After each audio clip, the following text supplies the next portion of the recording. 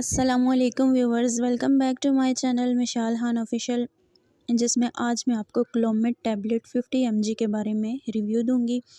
یہ ٹیبلٹ یا یہ میڈیسن بیسیکلی کیا ہوتی ہے، کیا اس کا استعمال ہوتا ہے اور کون سے حالات میں آپ اس کا استعمال کر سکتے ہیں۔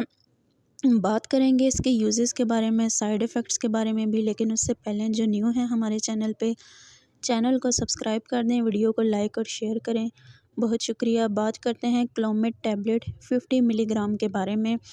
یہ پیسیفک فارما کی پروڈکشن ہوتی ہے اور 500 کے آس پاس اس کی پرائس ہوتی ہے۔ یہ ٹیبلٹ ڈیزائن کی گئی ہے انفرٹیلیٹی کے لیے، یعنی عورتوں اور مردوں کا جو نظام تولید ہے یا جو فرٹیلائزیشن کا عمل ہے اس کو ایکٹیو کرنے کے لیے یہ ڈیزائن کی گئی ہے۔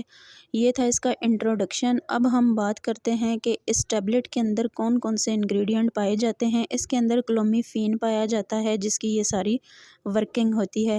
اب ہم بات کرتے ہیں اس ٹیبلٹ کی ورکنگ کے بارے میں اور یوزز کے بارے میں کہ یہ کس طرح سے ورک کرتی ہے۔ تو کلومٹ ٹیبلٹ بنیادی طور پہ خواتین میں بانجھ پن کے علاج کے لیے استعمال ہوتی ہے۔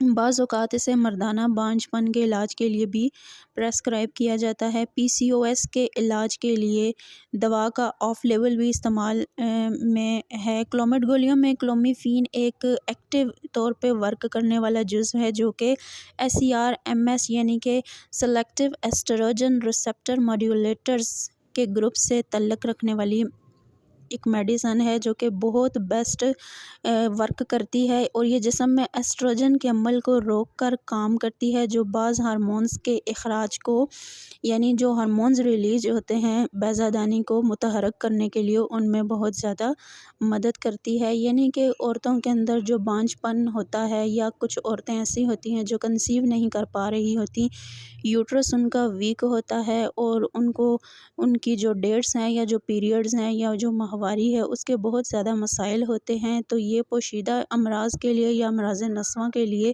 استعمال میں لائی جاتی ہے۔ جن خواتین میں ایگ پروڈیوس نہیں ہو رہا ہوتا، اوولوشن نہیں ہو رہی ہوتی، ان کا انڈا جو ہے وہ بیضہ دانی سے خارج نہیں ہو رہا ہوتا، تو اس عمل کو ایکٹیو کرنے کے لیے اس میڈیسن کو پریسکرائب کیا جاتا ہے، اور یہ کافی حد تک جو ہے وہ بہت زیادہ بینیفٹ دیتی ہے عورتوں کی اوولوشن میں، یعنی ان کے ایگ کو ریلیز کرنے میں۔ جو انڈا بنتا ہے اس میں یہ بہت زیادہ کارآمد ثابت ہوتی ہے۔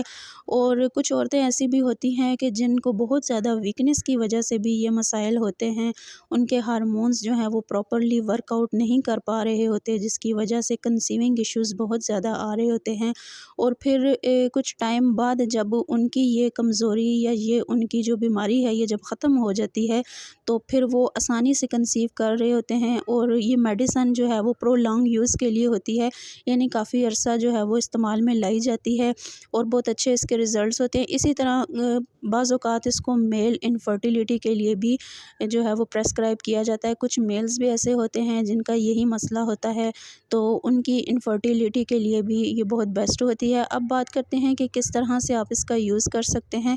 ماہواری کے تیسرے دن یا دوسرے دن آپ نے اس میڈیسن کو ڈیلی 2 ٹائمز لینا ہے، اور اس کے بعد آپ نے لگاتار ماہواری کے دنوں میں اس کو استعمال کرنا ہے۔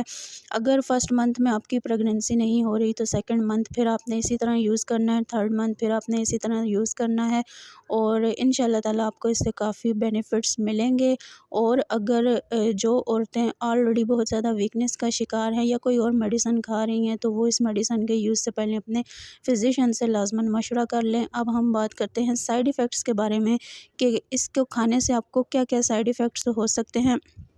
اس میں آپ کو سر میں درد ہو سکتا ہے، آپ کا منہ خشک ہو سکتا ہے، الٹی متلی کی کنڈیشن ہو سکتی ہے، بریسٹ ٹینڈرنس ہو سکتی ہے، یعنی آپ کی جو بریسٹ ہے اس کے سائز میں اضافہ بھی ہو سکتا ہے اور کمی بھی ہو سکتی ہے، موڈ سوئنگز ہو سکتا ہے آپ کو، اس کے علاوہ ہاٹ فلیشز، یعنی آپ کو جو یورینیٹک جو مسائل ہوتے ہیں، یورین آپ کو، یا جو آپ کا یہ سمجھ لیں کہ فیسس کا ایشوز ہوتا ہے، یا آپ کو جو موشن ہے ان میں جو ہے وہ فرق آ سکتا ہے۔